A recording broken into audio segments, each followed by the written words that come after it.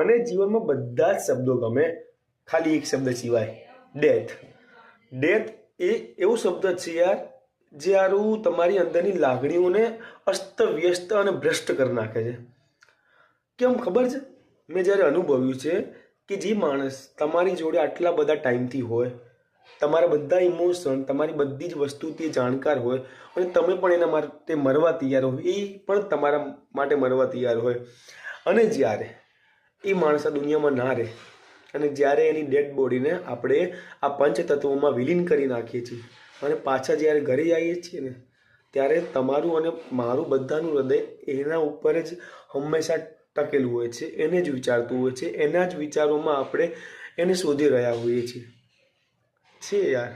આમ કુદરતી વસ્તુ છે, અપનાવવી પડે, પરંતુ એક્સેપ્ટ અડધી વસ્તુ જીવનમાં નહીં થતી.